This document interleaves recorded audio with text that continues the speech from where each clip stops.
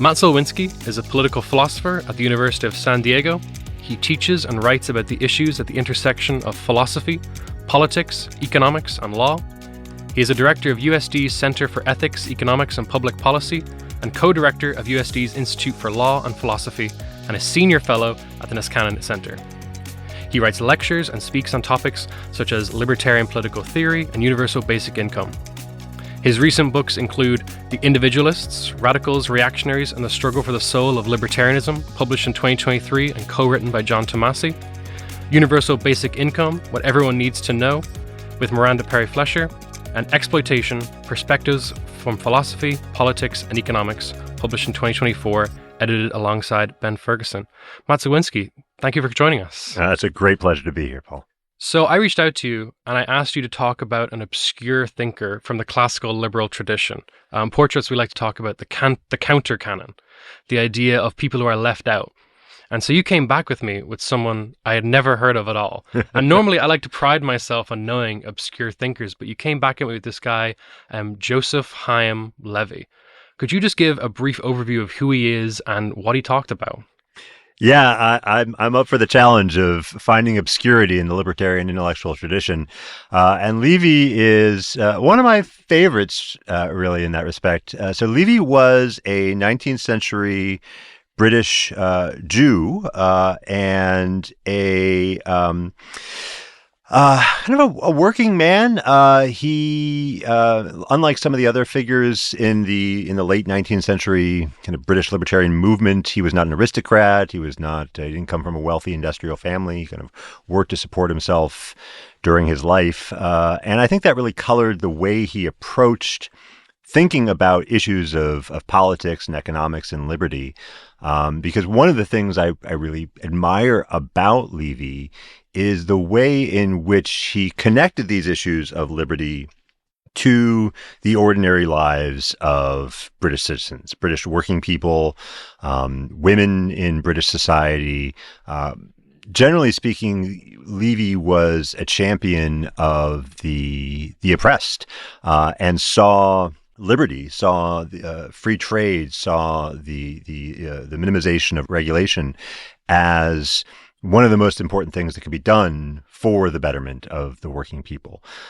So he was the founder of an organization called the Personal Rights Association. That was his claim to fame over the course of his life. He published a journal that in many ways mirrors the more well-known journal in the United States, Liberty, edited by Benjamin Tucker, in that it hosted just a series of debates among various, they were called individualists. They didn't use the term libertarian, but they called themselves individualists. Why did they use that term?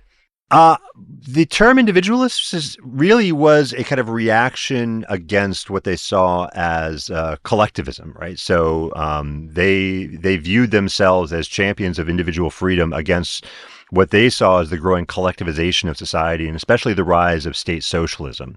Like a lot of terms, actually, it was originally a pejorative. So, it was one of those terms that got heaped upon them by their enemies, as though they were all egoists, right? You only care about the individual. You only care about yourself. You're willing to walk past a person on the street who's starving to death. Mm-hmm. But just like Whig, it starts as an insult, but then people wear it as armor and it becomes the name for them. Absolutely. So he was deeply involved in all the major debates between the various different factions of individualism at the time, the anarchists versus the minarchists, right? The believers in natural rights versus more utilitarian follows. And in a way that, to me, when I first discovered it, just made me smile in realizing how much in common there is, between the centuries in what libertarians like to talk about. It's like the exact same debates, just situated in a different historical and political context. Yeah, normally libertarians love to mention the founding fathers and talk about the 18th century and the era of revolutions, but it's really at this kind of zenith of classical liberalism in 19th century England that we see what we would call like a libertarian philosophy emerging and becoming kind of more solid and having the same principles that people work off of. And in some regards, though, it's more understandable. We can understand them better than 18th century liberals. They're talking about rebelling against big kings and monarchs and aristocrats. But the liberals of the 19th century are talking about public policy. They're talking about economic policy. They're talking about a globalized world. It's much, much more familiar. Yeah. But some issues aren't as familiar. One of the examples we talked about briefly before getting in was vivisection. Could you explain what vivisection is and why it was such a big debate in the 19th century?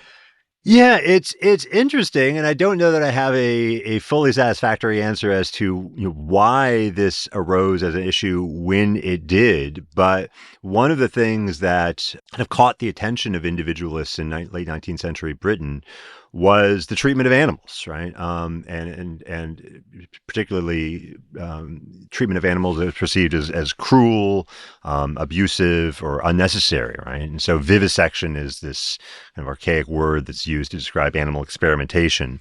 And Levy was very much involved in this kind of anti-vivisection campaign, as were a number of other individualists of the era. And that kind of caught fire for, I'd say, about 20, 25 years or so, and then seems to have kind of dropped off the libertarian radar for most of the 20th century. But it also became something very normal today. Like today we talk about animal rights regulations and laws. So in some ways, what was once kind of a radical out there idea has now become very normal. That's right. And it's not, I think that's true. But it's no longer a distinctively, or at least perceived to be a distinctively libertarian issue in the way that I think it was in the 19th century. And that might have something to do with the changing foundations of libertarianism. So a lot of 19th century liberals and individualists were still very heavily influenced by Jeremy Bentham. Right. So Benthamite radicalism of the 18th century still was a major factor in the way that a lot of these folks thought about politics. And of course, Bentham himself was one of the earliest proponents of the idea that animal suffering counts, morally speaking, just as much as human suffering. And so I think, for those who took a more Benthamite, utilitarian in general, but Benthamite in particular approach to thinking about politics, that resonated very deeply, right? There's a kind of egalitarianism to Bentham that I think also resonated quite deeply with the individualists, which is that everyone's pleasure counts equally, right? So it doesn't matter if you're a man or a woman. It doesn't matter if you're a freeman or a slave, right? All human beings have the same, and all sentient beings, in a sense, have the same capacity for suffering, and so all should be given equal moral account. I was reading part of his book, The Outcome of Individualism, and Levy is really radical. He talks about the idea of a entirely voluntary society, one without the state really having any real role to play. He says the idea, other people, Auberon Herbert, one of his contemporaries, argues the idea of voluntary taxation. And he's saying once taxation is voluntary, it's really no longer a state. He's trying to say the main reason behind a state, or what a state is a compulsory body, one that can force people to do things. And he wants it to be abolished, gotten rid of, and for society to be voluntary. Now, this is a radical idea. Where did he get these ideas from, or did they just pop into his head one day? Well, so you can't really understand late 19th century individualism without understanding Herbert Spencer, because Herbert Spencer was, aside from Bentham, but to, I think, a much, much greater degree, the major influence on libertarian thought in not just late 19th century Britain, but also in the United States. If you read through the periodical, Benjamin Tucker's periodical Liberty, Spencer looms very large there as well. And there are kind of two things in particular, two elements of Spencerian thought in particular that were influential over the individualists. One is his fundamental moral principle known as the law of equal freedom, right? So Spencer based his libertarian approach on this idea that each person has an equal right to the most extensive liberty possible, right? So each person should have as much freedom, Spencer thought, as is compatible with a similar freedom for others. So if I can have a right to my own opinions, and that doesn't hinder your right to have your own opinions, then we should both have the fullest extent of that right possible. Same is true of personal property and a whole range of things. And he kind of spells this out in 1851 in this book called Social Statics, which John and I identify as really the first libertarian treatise, right? It kind of starts off by identifying this fundamental principle and then shows how it applies to a wide range of cases. So law of equal freedom looms very large. A lot of people, including Levy, are advocates of that approach to thinking about politics. The other Spencerian element, though, is a little more subtle. So Spencer was an evolutionary thinker. In both the biological sense, but also, and more significantly for our purposes, in the kind of political and sociological sense. So Spencer thought that societies were continually evolving, and in particular, he thought they were evolving from conditions of what he called militancy to conditions of industrialism, right? And so militancy is this is a stage of society where it's a very closed society. You know, the emphasis is on preparation for war, for defense, and everything is kind of centrally planned within the society for that purpose. Think medieval knights, samurai, that kind of thing. Sparta, right? Yeah, exactly. Industrial society, on the other hand, is more of what we would regard as a kind of liberal society, right? So it's a society organized around industrial production. That means decentralization. It means more individual freedom, more openness to exchange outside the community. And so Spencer saw evolution as kind of proceeding towards greater freedom. And a lot of later 19th century liberals like Levy kind of agreed with that principle. And many of them saw anarchism as the ultimate kind of endpoint in this continual evolutionary process. So that ultimately, even if the state is historically and contingently necessary right now, ultimately we're going to reach some stage of society where we can move beyond the state. And that's the ideal. So you see that idea in Donisthorpe, for instance. You see that also to a degree in Victor Yaros in the United States. Levy, I think, is actually a little bit more moderate than you characterized him to be. Levy regarded the maximization of freedom as the goal, along with Herbert Spencer. But he was of the belief that maximizing freedom was a process that involved trade-offs. And that in order to maximize the freedom of all, we needed to impose certain limits on freedom, right? That in the long run, or even in the very short term, would enhance freedom for all, right? So he thought that he kind of buys into the sort of Hobbesian story, not to the degree that Hobbes took it, but right, the general idea that the state of nature would be a very, very bad place, a very violent place, and that in order to secure our freedom, we need to impose some constraints upon our freedom. Much more minimalistic constraints than Hobbes envisioned, but still the same kind of story. And so he was very skeptical, actually, of anarchists who thought that the state could be done away with altogether.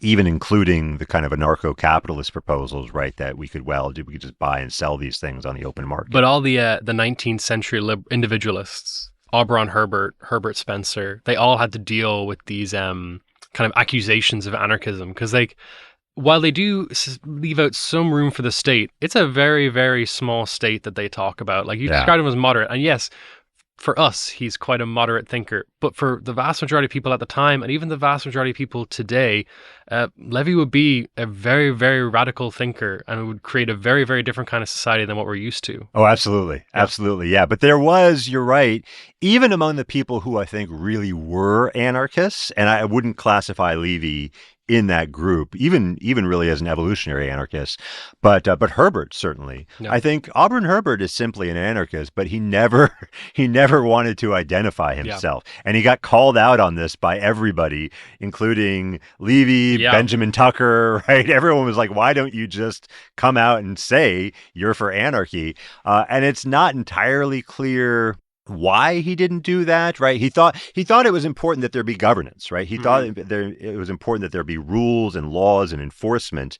And he said that, you know, if you buy into the defensive use of force, then you're essentially advocating for government, and therefore you're not an anarchist.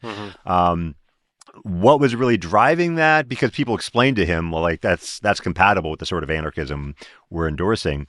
I think in the late 19th century, anarchism had a connotation, an association with violence, with certain kinds of behavior that perhaps Herbert wanted to distance himself from. So maybe that was a part of what was going on there, but it's certainly a very radical view, whatever label you choose to put on it. One of the ideas Levy has that is very contemporary today is his argument about vaccines. This is something in the 19th century. If you read these individualists like Spencer, Herbert, if you also read Levy, they all have very, very strong opinions on vaccination. Not always necessarily about the science behind vaccination, but the morality of vaccination. And in a post-COVID world, we've all been kind of traumatized by hearing these conspiratorial discussions on both ends, whether it's lockdowns or viruses or so on and so forth. And so I wanted to ask you a little bit about Levy. What was he arguing about vaccines, and why did he have such a strong moral opposition to what most people today believe to be an effective way to stop diseases from spreading? Yeah, I was so excited when I discovered this because it was right in the middle of COVID, actually. And I found this book that Levy had written called Politics and Disease, where he gets into the vaccination issue. And I thought, wow, right, this is so relevant, and here it is being discussed, 100 plus years ago by libertarians in Britain. So what's his view there? What's going on? So he was opposed to compulsory vaccination. To a certain degree, he seemed to be opposed to even voluntary vaccination as well. And part of that stems from his philosophical approach, right? So as I said, Levy founded this organization called the Personal Rights Association. Mm-hmm. And the idea there was to advocate on behalf of people's rights over their own person. So what we would maybe call self-ownership today in libertarian parlance.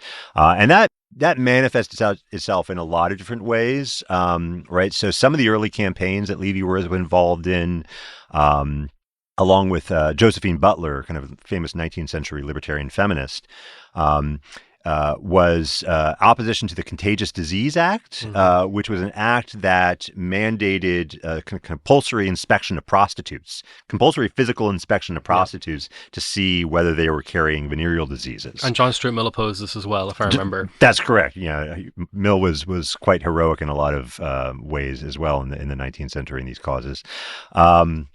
So, Levy was opposed to that, viewed that as a violation of personal rights. He also joined Butler in advocating against the Factory Acts, which mandated sort of maximum hours for women being able to work. He thought that women should be able to work as much as they wanted to, just as much as men. So, the rights over one's labor, the rights over one's body, these were all very important to Levy. And so anything that seemed to infringe upon those rights, right, the injection of the forced injection of foreign substances into one's body, that was bound to draw Levy's attention. So there was that philosophical element to it.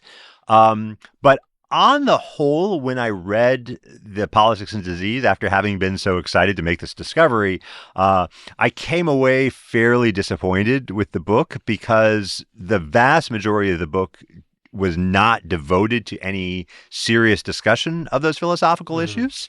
Instead, it was devoted to discussing the science of vaccines as Levy understood it. And I'm sorry to say that the way in which Levy understood the science of vaccines was not terribly sophisticated. So, the basic argument of the book is that vaccines don't work. There's no reason to believe in these things. It's all junk science. And so we should reject them for that reason. And so because he thought that the vaccines didn't work, he never really gets into what I see as the kind of hard philosophical questions of, well, look, what if you have a genuinely dangerous and highly contagious disease that could effectively be prevented by vaccines?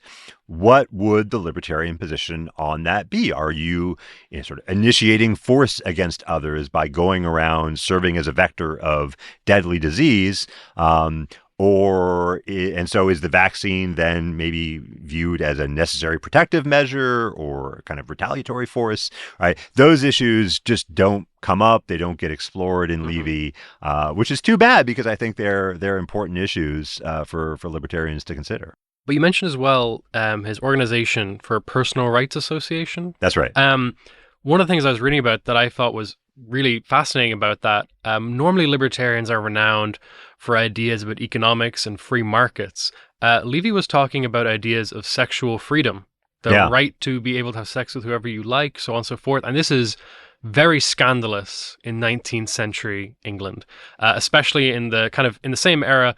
John Stuart Mill his wife. He married her after her husband had divorced her. I think her husband had died, and this was considered a scandal. So the idea of being allowed to have sexual relations with whoever you want, that must have been beyond the pale extreme for the time. Yeah, for sure. And I mean, you see that even more radically in the United States. In Tucker's group, there was a very tight association in America between anarchism, free thought, right, questioning of religious doctrines, and then free love. All of those things were very tightly interlaced. For people, define what free love is, because it sounds like a hippie free for all of sorts. So I mean, the idea was to advocate for sexual relations as a voluntary kind of human behavior that should be tolerated by the law, within or without the bounds of marriage. What most of us think of today as our general ethic. So Levy was radical in that respect. He did talk a lot about economics as well, but there was, I think, a very self-conscious attempt on Levy's part to distance his own organization from another very famous late 19th century individualist organization in Britain called the Liberty and Property Defense League, which is, I think, by far the better known, but they're both fairly obscure. But the Liberty and Property Defense League was kind of the bigger and more famous of these two organizations. And I think the one that maybe looks more like a lot of 20th century libertarian organizations, right? It was almost this kind of chamber of commerce. They described themselves as a kind of mutual defense association for industry against this creeping socialism of late 19th century Britain. So they opposed over legislation. If you look at like the people who were donating money to these things, it was like the owners of railroads, the owners of bars, big landowners. And Levy was uncomfortable with that. Donisthorpe became increasingly uncomfortable with that as time went on. He was one of the founding members of the organization. But he, around the 1880s, 1888, I think, Donisthorpe separated himself from the organization and said, like, look, you guys, every time a law comes up that's a threat to the interests of powerful businesses, you guys speak up, right?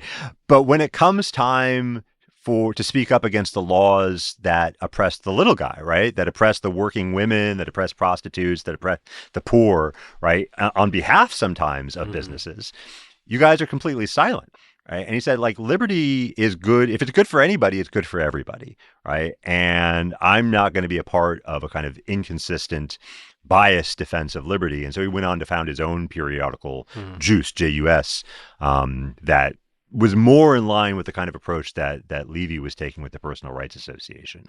And this leads me, one of the things that's obvious from Levy's work is that he's kind of, he's advocating for the outsider, the people who are on the periphery of society, whether that be someone who doesn't want to take a vaccine or whether that's a sex worker, whatever it may be.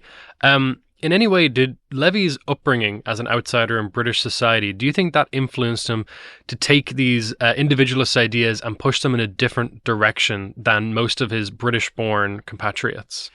I suspect so. I don't have a lot of biographical information. I don't think anyone does. There's not a whole lot out there, so it's a lot of speculation here. But you're right, he was a working person himself. Unlike Donisthorpe, who came from a very wealthy industrial family, unlike Herbert, who was an aristocrat. So it's not unreasonable, I think, to suppose that colored his approach to liberty, which was really very, very different, both in its practical application and its more kind of general philosophical approach. Right. So the approach of the Liberty and Property Defense League, although rooted in ideas like liberty and property, came to be seen by a lot of people and critics, as well as people like Donisthorpe, who were sympathetic to it, as a defense of the status quo. No. Right. Rather than a radical organization advocating for sweeping change, we wanted to kind of keep things just as they are. And it makes sense, right? I mean, if you're getting your money from a lot of people who are heavily invested in the status quo, then any sweeping reforms that threaten to upset that balance are going to be kind of a difficult rope for that organization to walk. Levy, on the other hand, his fundamental value was not so much property as it was equality, right? And if you read the masthead of his journals, right, it was equal rights for all. And that gets into a lot of the same places, right? Like, so, advocating for liberty means in a lot of cases supporting rights of private property. It means supporting deregulation. But I think just that shift in emphasis, right? The idea that what we really care about is the equal rights of all persons led him to see things or notice certain ways that the state operated that the contrasting organization was in some ways blind to.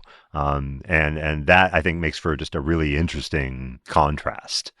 People can always ask, why read about someone who's been forgotten by history? Why read about someone who's obscure? Why not read about the big names of the era? In my personal opinion, I think there's always something to learn from the what-ifs of history, from learning about what other people thought as well. I think from Levy, I would extract two lessons. The first is there's a lot of arrogance in small differences. The individualists of the 19th century sound amazing, and they sound like they agree on 99% of things, but that small difference forced them to make these alphabet soup alliances where I've got the PRO over here, I've got the Liberty and Defense League over here, and there's probably 5 more variations. So maybe it shows that libertarians should get over this vanity over small differences. And the other one is that when we talk about these big political, moral, and economic issues, the most effective way to talk about them is in everyday life. We shouldn't be focusing on the highest level of politics. We should be focusing on how the average person lives their day-to-day life. I think absolutely both those lessons are, and maybe even especially that second one, are tremendously important. One of the reasons I like reading obscure intellectual history, but intellectual history in general, is that it's it's like studying chess in a way, right? And Donisthorpe, as we were talking about before, I think the show started, Donisthorpe was very involved in the founding of the British Chess Association. But if you're learning to play chess, the way you learn is by studying past games, right? You study past games, you look for patterns, right? You look for, to be able to recognize, okay, this person's doing this, this is probably going to lead to this kind of response. And I think there's so much of that to be gained from the study of earlier, especially distant debates in libertarian theory, ones that we don't feel this emotional connection to, right? Because it's not tied to, politics that we're deeply invested in or figures that we really care about. But we kind of see how these arguments play out. And I think once you start doing that, it's very hard not to see the striking similarities between those arguments and the arguments that were happening today. And the hope, I guess, is if you've gone through that work of reading the history, you'll have a little better insight as to what the possibilities are, like what are the positions that someone can take in this kind of debate, and what the strengths and weaknesses of those different possibilities are. Like, where do these arguments stand strong and where do they sort of fall apart under scrutiny? Well, thank you very much for joining Portraits of Liberty and helping us learn so much about Joseph Hiam Levy, and we hope to see you again soon.